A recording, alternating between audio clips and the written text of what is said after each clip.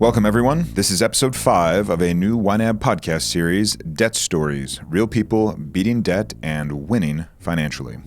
Today, we'll meet Brittany, who lives with her husband Keith and their young daughters, first grader Amelia and preschooler Charlotte, in Marietta, Georgia, a suburb just outside of Atlanta. Between student loans, a mortgage, and credit cards, Brittany and Keith were in debt to the tune of $263,000. A number that used to keep Brittany awake at night. And that was before she left her full-time job. And Keith was laid off. He worked for CSX for the railroad. He's a dispatcher, which is kind of like an air traffic controller, but for trains. So he's worked for CSX for 9 years. For the last several years, he's actually been an electrical trainer and sort of the manager of the trainers, essentially, or was. Very recently, CSX has gone through massive layoffs, and he unfortunately was part of those waves of layoffs. Incredibly fortunately, we have continued to pay his union dues in the time that he's been working as a manager, so for almost 5 years. So when he got laid off, it was incredibly easy for him, and had a 1 week enforced vacation and then went back to dispatching. Just months before Keith lost his job, Brittany underwent a huge shift in her career too. In February of this year, coincidentally about a month before the layoffs at CSX started happening, I quit my well-paying government full-time job with pension and benefits and salary and all of, paid time off to start freelancing because I was miserable. So I'm a freelance marketing manager / consultant / whatever sort of project work I want to pick up. So how did they wind up with so much debt in the first place? Like with so many other people, it happened bit by bit. The easiest way to look at our debt and that buildup of debt was kind of a slow, uninformed creep. Really, that's what it was. It was, not really being on top of the total. I mean, I'll be perfectly honest. When I finished my master's degree, I didn't even know what my total student loan debt was. And I didn't know how common that was until I started talking about it, which no one does. I started getting that paperwork. Then there were the middle of the night panic attacks. And how am I ever going to get out from under this? And what have I done with my life? I graduated with a master's degree in a field that I didn't necessarily want to pursue. While I think it's opened some doors since then, I'm still not totally sure that it was worth all of the student loan debt that I have.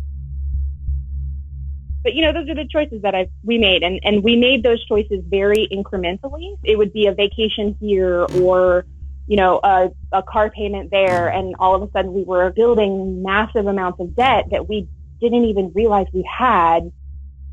And at the same time, there's the large chunks of debt. And then there's that creep of credit card debt that I was really unaware of. Because I had a credit card, but we, for a long time, maintained separate credit cards. When Brittany discovered YNAB, those middle-of-the-night panic attacks made the decision to sign up easy. At that point, she had just started at her full-time job. In November 2015, when I signed up for YNAB, I was like, okay, I have to figure this out. And I found a job where I was making pretty great money. Kind of came to this realization of Keith is making good money. I'm making good money. I know we're going to have a lot of expenses in terms of daycare and that sort of thing, but there's no reason that we can't start to really hone in on debt. And we were at a point where we weren't putting any more debt with either our credit card or, those kind of large expenditure, car payment, student loan kind of things. But we weren't getting on top of it. We were just paying those minimum payments every month, maybe an extra $50 or $100 here or there, but we weren't really doing anything that felt substantial or felt like progress. With Brittany's $52,000 graduate degree complete, they stopped the slide into more debt.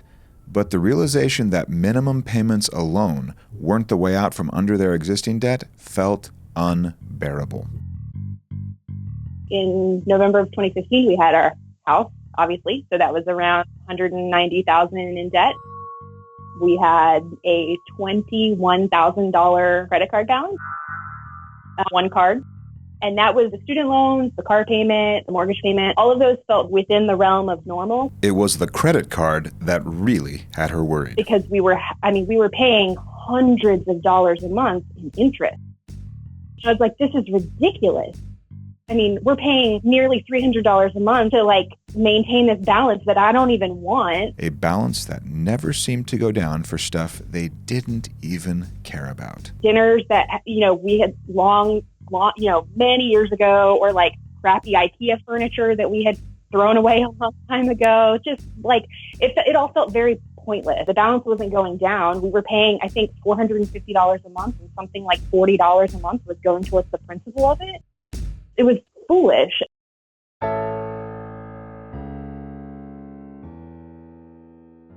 My husband is a little bit more laissez-faire when it comes to our budgeting. He was not staring at the ceiling in the middle of the night. I would have a attack and not really understand why. And then all of a sudden realize I was worried about money. I was worried about buying groceries the next week and not having to put it on the credit card. That was where I was like, something's not working. In November 2015, Brittany and Keith had been together for 12 years, and they couldn't have had more different outlooks on their financial situation. That was before YNAB. When we started using YNAB, it was really interesting because it actually became a whole new way for Keith and I to work through things in our marriage. Now we have these State of the Union talks where we talk about money in a very concrete way, not just oh, did you pay all the bills? Yeah, I paid all the bills. Okay. Now we talk about okay, so what do we have coming up in the next year? What do we have coming up in the next quarter? Where are we thinking about maybe spending? Where can we be saving? What can we eliminate that's not necessary? What are our priorities? All of those kinds of conversations had never happened before. We just sort of spent money and we were like, well, as long as we can pay the bills, it'll be fine, right? And this is Keith's constant refrain is, it'll work itself out. That was just infuriating. YNAB kind of became a tool for us to have those conversations within a framework that was we're being proactive and we're doing about it, but we're not getting on each other's nerves. We're not insulting one another. We're not saying that your priorities are wrong just because they're different than mine. And we're still working through it. I mean, we work through it every day, but it gave us the tools to be able to do that with a website. That's the part that feels very revolutionary for our marriage.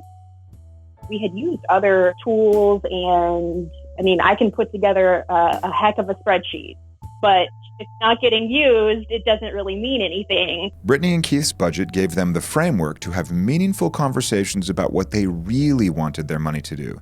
And that communication and compromise is how they got results. After Christmas 2015, our total credit card debt was right at $21,500, $21,500. We have since paid off 100% of that, which feels really incredible. When we started using YNAB, my goal was debt payoff. I want to pay off all of our debt. And my husband's goal was, let's pay off our debt in a way that doesn't make me feel like we need to be reusing toilet paper. I want to be able to take vacations. I want to be able to live our life. I want to go out to dinner once in a while, maybe not as often. And so we've been able to pay off that amount of debt, still being able to live our life, still being able to go on vacations and buy Christmas presents. We've paid off debt, not accruing any more debt, and living our life. That's where I feel like we have really succeeded. Not only did they manage to pay off the credit card without totally sacrificing their quality of life, Brittany and Keith wisely set some money aside. And we had to take a really hard look at this. Actually, after Keith just got laid off, we have about a 4-month emergency fund, which includes paying our other debt. We wouldn't have to put any of our loans, any of our car payment, anything like that. None of that's in jeopardy. But, that also includes being able to pay for daycare and all of the other things. So essentially, stripping out all of the extraneous stuff, we could live for about 4 months with no income coming in from either of us. Imagine the relief of knowing that if you lost your job today, you could continue living as same as usual for the next 3 months or more. That's financial peace.